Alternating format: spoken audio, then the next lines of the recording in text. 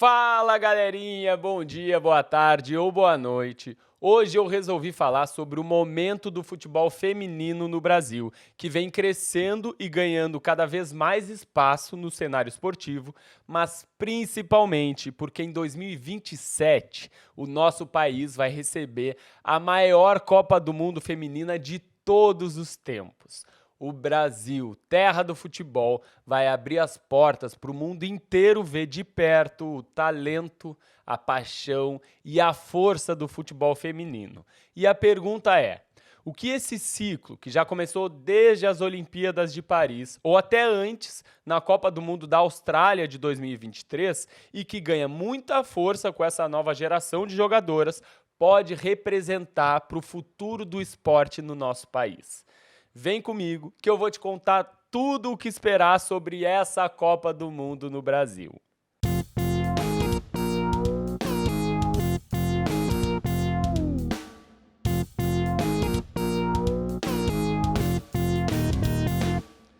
Bom, eu vou começar falando um pouco sobre a Libertadores, porque o time do Corinthians foi campeão pela sexta vez e se distanciou como o maior vencedor do torneio com 6 títulos. A competição também contou com a participação da Ferroviária, que ficou em terceiro lugar, e do São Paulo, estreante na competição, que acabou caindo nas quartas de final.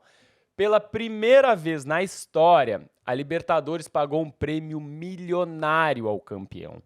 2 milhões de dólares. E para muita gente pode parecer pouco quando comparamos com a Libertadores masculina, mas para o futebol feminino sul-americano é um salto gigantesco. É um símbolo de que o esporte começa a ocupar um espaço importante no cenário competitivo e uma importante valorização do futebol feminino a menos de 2 anos da Copa do Mundo.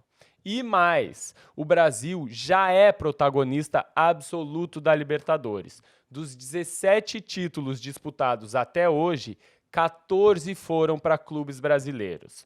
Corinthians, Santos, São José, Ferroviária e Palmeiras já levantaram a taça.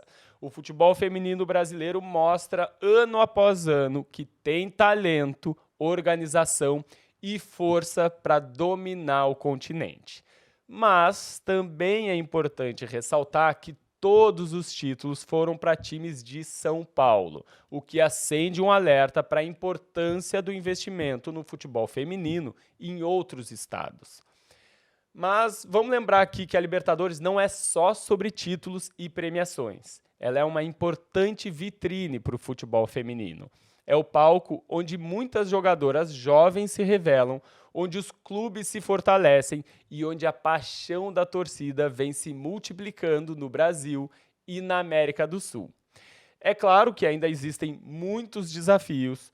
As jogadoras e os clubes enfrentam dificuldades de estrutura, de calendário, de visibilidade e de reconhecimento.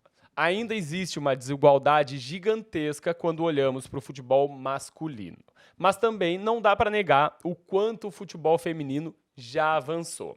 Hoje a gente tem transmissão em TV fechada e até TV aberta, cobertura especializada em diversos veículos digitais, investimento crescente em patrocínios, estádios abrindo mais espaço para o futebol feminino e, principalmente, torcedores comprando a ideia e se apaixonando pelo cenário do futebol feminino. E isso é só o começo, porque daqui a 2 anos o Brasil vai ser o centro do mundo. E claro que a gente não pode falar de futebol feminino sem falar da Marta. A rainha Marta, que foi 6 vezes melhor jogadora do mundo, que com 39 anos continua jogando em altíssimo nível e que é, sem sombra de dúvidas, a maior jogadora de futebol de todos os tempos. Mas, segundo a própria Marta, ela deve se aposentar da seleção antes da Copa do Mundo. Eu tenho as minhas dúvidas. E para ser bem sincero, ainda acredito que ela estará na seleção para jogar a sua 7ª Copa do Mundo e terá a última chance de trazer o primeiro título mundial para a seleção brasileira feminina jogando em casa. Imaginem o tão sonhado título mundial sendo conquistado num Maracanã lotado.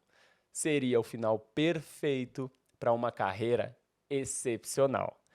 E a realização desse sonho já tem data marcada para começar. No dia 24 de junho de 2027, a seleção brasileira entrará em campo para o jogo de abertura da primeira Copa do Mundo feminina na América do Sul.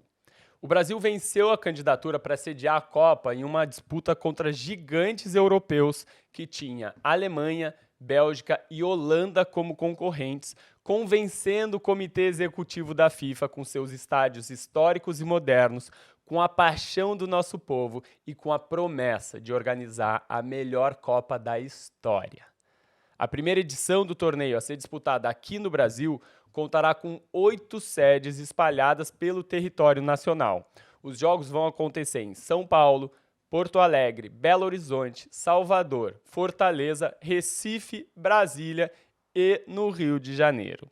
É uma oportunidade única de assistir as melhores jogadoras do mundo aqui no nosso país, num evento que promete entrar para a história do futebol mundial.